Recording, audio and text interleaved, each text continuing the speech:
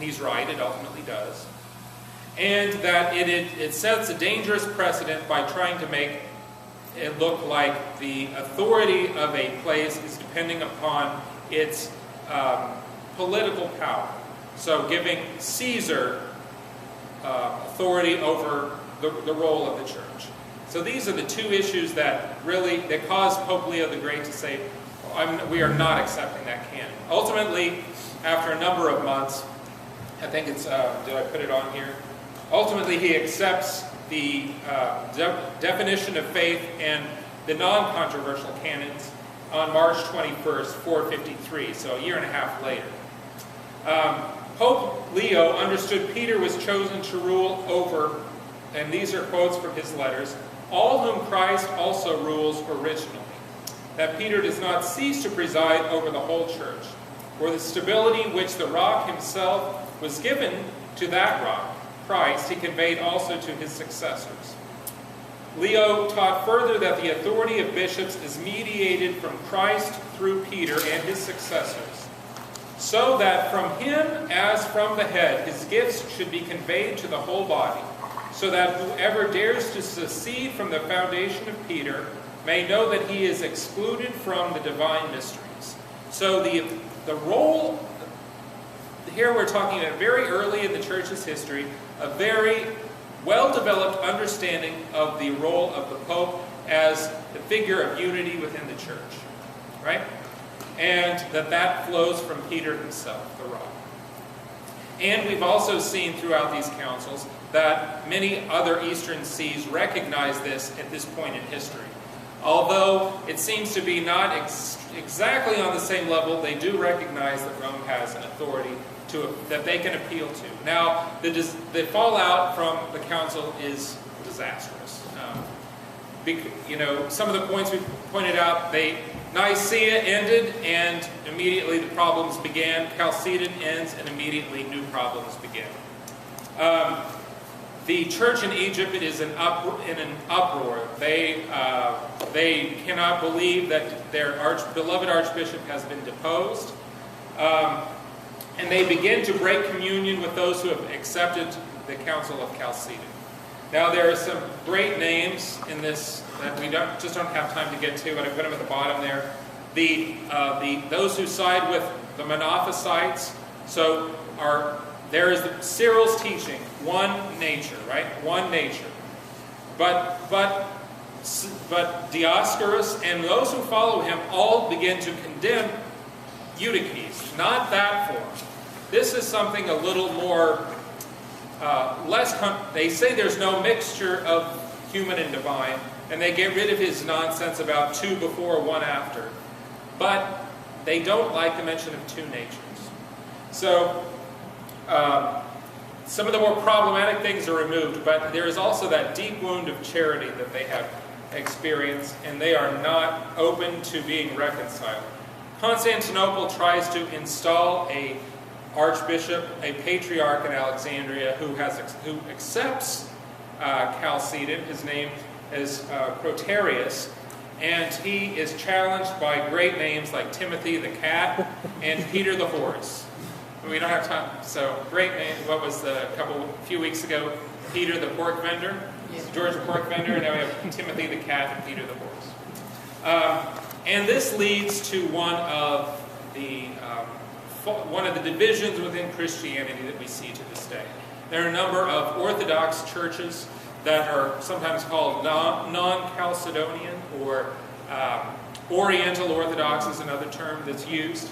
And some of the places, so the church in Egypt, most of the Christians in Egypt belong to the Coptic Orthodox Church, which did not accept Chalcedon for those reasons we mentioned before. Interestingly, because a number of those monks from Egypt had moved to places around Syria, even though Syria is where Antioch is, right?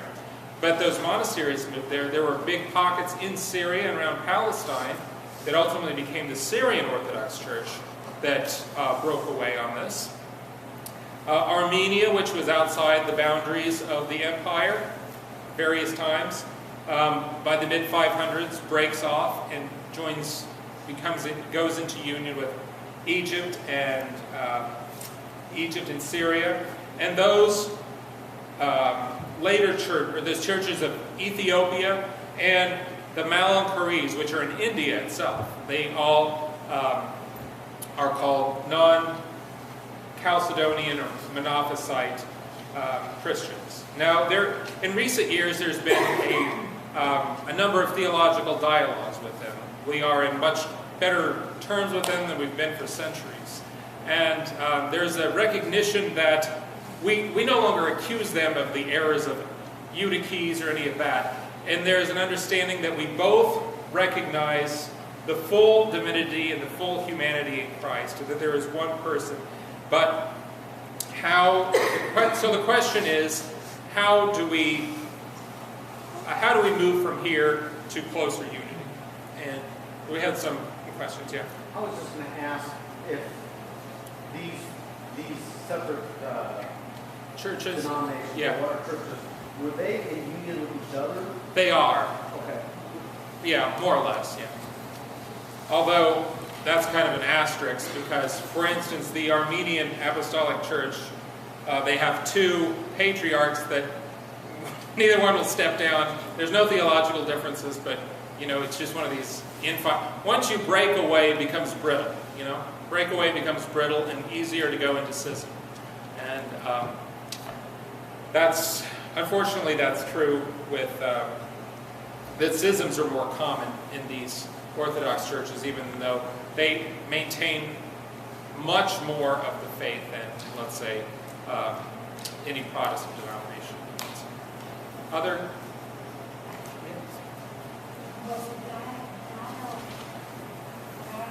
Dioscorus? Yeah.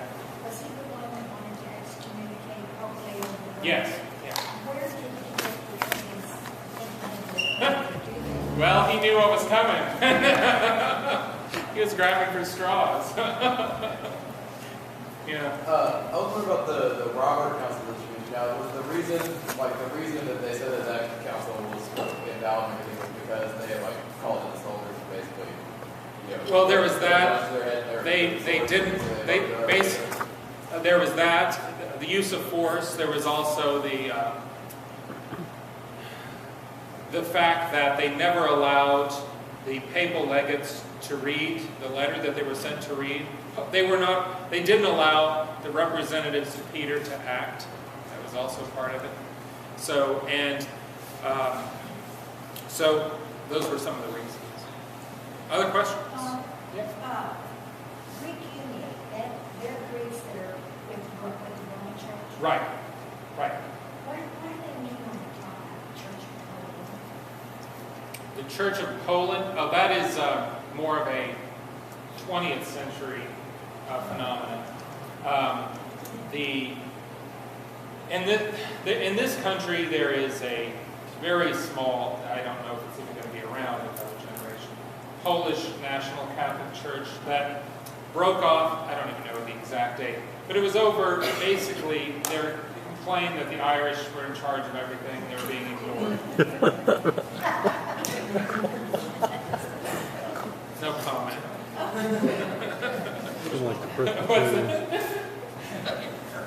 So, but I think I don't know if they're going to be around much longer. There's not much growth or something. It's in the United States then?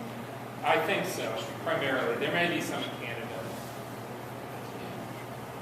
When you talk about Russian Orthodox and Greek Orthodox, are No. they offshoots of Catholicism? The Russian Orthodox, the Greek Orthodox, those from Cyprus, if you hear Antiochian Orthodox Church, Bulgaria, Romania, any of those really in Europe, who come from Europe, they all accepted the Council of Chalcedon. So they're Chalcedonian. There is a longer history of our union with them. So sometimes the names get confusing, especially if you see the title Oriental Orthodox versus Eastern Orthodox. Mm-hmm. Well, this group here is, many of them are outside the edges of the empire, and this is also, because of these divisions here with the Nestorians